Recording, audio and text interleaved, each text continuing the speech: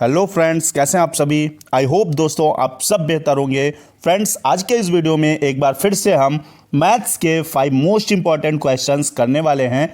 ऐसे क्वेश्चंस जो सभी एग्जाम्स में पूछे जाते हैं और इन क्वेश्चन करने की शानदार ट्रिक आपको बिना पेन उठाए सॉल्व करना इस वीडियो में मैं सिखाऊंगा। और ख़ास करके आपका यूपीटीटी सहित किसी भी शिक्षक भर्ती में ऐसे क्वेश्चन जरूर पूछे जाते हैं। बढ़ेंगे दोस्तों वीडियो में और पहला क्वेश्चन लेंगे। पहला क्वेश्चन आपकी स्क्रीन पर है। एक व्यक्ति ने एक मिनी बैंक, साधारण ब्याज का आपका क्वेश्चन है। एक व्यक्ति ने एक मिनी बैंक से 10% वार्षिक साधारण ब्याज की दर से कुछ धन जमा किया।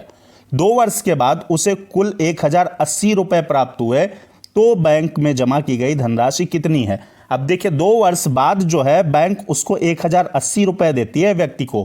ब्याज रेट क्या था, 10% वार्षिक, ठीक है। अब कह रहा है कि जमा उसने धनराशि कितनी प्रारंभ में जमा की गई, उसके द्वारा कितनी धनराशि जमा की गई थी, ये आपको बताना है, ठीक है। तो आपका टाइम क्या है, 2 वर्ष है और आपका ब्याज की रेट क्या है, 10% है। साधारण ब्याज में ब्याज हर वर्ष बराबर ही दर पर लगता है, ठीक है। जैसे इस वर्ष आपका 10% लगा तो अगले वर्ष भी 10% ही लगेगा, फिर अगले वर्ष 10% ही लगेगा। तो 2 साल में ब्याज कितना हो गया भाई, 2 गुणे 10 यानी 20% हो गया, ठीक है। यहां से समझिएगा 2 वर्ष में 20% हो गई रेट। 20% को दोस्तों हम क्या लिख सकते हैं, 20/100। भाई परसेंट हटाते हैं तो बटा में 100 बढ़ाते हैं, फिर यहां से 0 0 2 1 2 2 5 10 1/5 हो गया। इसे हमने फ्रैक्शन में कन्वर्ट कर लिया। अब हम जानते हैं दोस्तों, नीचे का जो होता है ये मूल मान होता है, ठीक है, और ऊपर कमी या वृद्धि होती है, अंश कमी या वृद्धि होती है, हर मूल मान आपका होता है। तो करना यहां से क्या है, आपको 20% की वैल्यू है 1/5, वो मैंने आपको निकाल के दिखा दी है, इस तरीके से निकाल लेंगे। अब क्या है, यहां देखिएगा भाई 10% जब ब्याज आपका लगा प्रतिवर्ष, तो देखिएगा भाई यहां देखिएगा 20% की वैल्यू है ना, 1/5। तो जब ब्याज लगा, ये आपका मूल मान क्या है, 5 है। और जब ब्याज लगा 10% वार्षिक ब्याज लगा, तो क्या हो गया, 6 वैल्यू हो जाएगी, जुड़ जाएगी ना। और जुड़ जाएगी तो आपको 2 वर्ष के बाद 6 हो जाएगी। अभी 5 है और 2 वर्ष के बाद कितनी, 1 जोड़ देंगे तो 6 हो जाएगी वैल्यू। 6 की वैल्यू आपको 1080 दे के रखी है, ठीक है। 1080 दे के रखी। 6 वर्ष बाद, 2 वर्ष बाद धन कितना हो जाता है, 1080। और यहां पे देखिएगा 2 वर्ष बाद आपका 1 बढ़ जाएगा, 5 में 1 जुड़ जाएगा, ठीक है। 6 की वैल्यू 1080, तो 1 की वैल्यू कितनी हो जाएगी, 6 से काट देंगे, 6 एकम 6 और आपका 48 हुआ, 6 8 48 180। अब 180 आई 1 यूनिट की वैल्यू। और आपका धन कितना, मूल धन कितना था, आपका 5 था। मैंने कहा हर क्या है, मूल मान को दर्शाता है, तो 5 मूल मान था।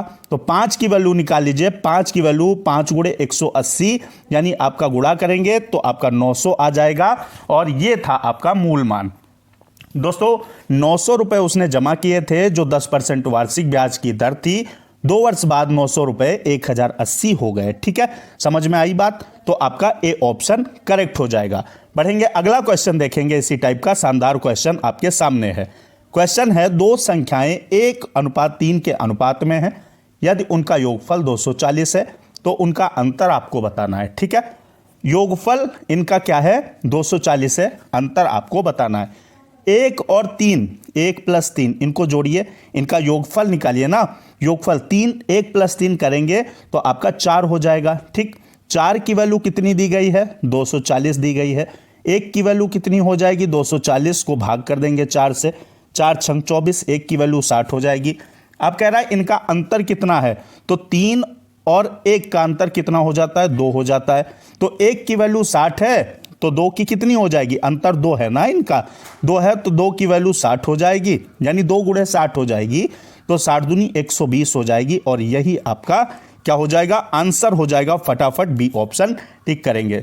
दोस्तों रोज क्लासेस अब होंगी आपकी, एक लंबा सा गैप हो गया और अब आपको रोज क्लासेस मिलेंगी आपके A1 educational hub online YouTube study platform पर। चैनल को सब्सक्राइब कर लीजिएगा, बेल आइकन प्रेस कर दीजिएगा। अगला क्वेश्चन आपके सामने है। एक समबाहु बहुभुज के सभी अंतःकोणों का योग उसके सभी बाह्य कोणों के योग का दुगना है, तो वह बहुभुज कौन सा है, बताइए।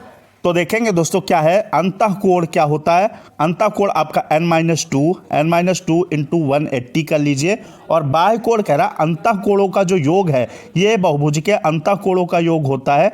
अब क्या कह रहा है, बाह्य कोणों के योग का 2 गुना है, तो 2 गुणे बाह्य कोण का योग 360 होता है। ठीक है, यहां से देखेंगे क्या करना है आपको, 180n कर लीजिए, 180n यहां से खोलिए इसे, या आप सीधे सीधे भी काट सकते हैं, कुछ नहीं करना है, सीधे ही काटते हैं हम। 18, ठीक है, 180 दूना 360 हो गया। n-2 बराबर क्या हो जाएगा, 2 दूनी 4 हो जाएगा। n बराबर ये 2 उधर जाएगा, 4 में 2 जुड़ जाएगा, तो आपका 4 2 6 हो जाएगा। n बराबर 6, भुजाएं अगर 6 है तो वो खडभुज हो जाएगा या षष्ठभुज आप बोल सकते हैं, बी ऑप्शन करेक्ट हो जाएगा। ठीक है, तो इस तरीके से हम क्वेश्चन सॉल्व कर सकते हैं। अगला क्वेश्चन है, किसी वस्तु का क्रय मूल्य 8,000 रुपये है। अब आपका प्रॉफिट एंड लॉस का क्वेश्चन है। सीपी आपको 8,000 दिया गया है, इसे कितने रुपए में बेचा जाए, क्या निकालना है दोस्तों, एसपी निकालना है, सेलिंग प्राइस। कितने रुपए में बेचा जाए कि 25% का लाभ हो। अब ऐसे क्वेश्चंस में आपको कोई फार्मूला लर्न नहीं करना है, याद नहीं करना है। 25% का मतलब क्या होता है दोस्तों, 25/100। ठीक है, 25/100 करेंगे, 25 सिक्कम 25, 25 चौक 100 यानी 1/4। 25% की वैल्यू 1/4। अब नीचे का मूलमान होता है, ऊपर कमी या वृद्धि होती है। तो देखिएगा सीपी क्या है, 4 है। अब 25% का अगर लाभ कमाना है तो वस्तु को 1 रुपये प्रॉफिट यानी 5 रुपये की बेचना होगा। यहां समझिएगा, सीपी 4 रुपये है और 25% का अगर लाभ कमाना है तो आप उसे कितने की बेचेंगे, 1 रुपया ऊपर वाला जोड़ देंगे, आप 5 रुपये की बेचेंगे। ठीक है, तो ये तो आपका नीचे सीपी दिया गया 4, और यहां देखिए 8,000 ये भी सीपी है, तो दोनों सीपी हैं तो बराबर कर दीजिए। 4 यूनिट की वैल्यू आपको 8,000 दी है, 1 यूनिट की वैल्यू 4 से इसे डिवाइड कर देंगे तो आपकी 2,000 हो जाएगी। अब 25% के लाभ पर बेचना है तो 5 आपका सीपी 5 यूनिट हो, एसपी 5 यूनिट होना चाहिए। तो 1 की वैल्यू आपकी कितनी है, 2,000 है। ठीक है, 2,000 है, तो 5 की वैल्यू आपकी कितनी हो जाएगी, 2,000 गुणे आपका 5 यानी 10,000 हो जाएगा, क्या एसपी हो जाएगा, ये एसपी है। ठीक है, 8,000 की वस्तु को 25% लाभ पर बेचेंगे अगर, तो 25% लाभ कमाने के लिए 10,000 रुपये की बेचना पड़ेगा। ऑप्शन आपका ए सही हो जाएगा। अगला क्वेश्चन देखेंगे क्या है। क्वेश्चन है दोस्तों, एक आयताकार मैदान 90 मीटर गुणे 70 मीटर का है। ठीक है, लंबाई क्या है, 90 मीटर है। इस तरीके से आपकी ये लंबाई क्या है, 90 मीटर है, और चौड़ाई आपकी 70 मीटर है।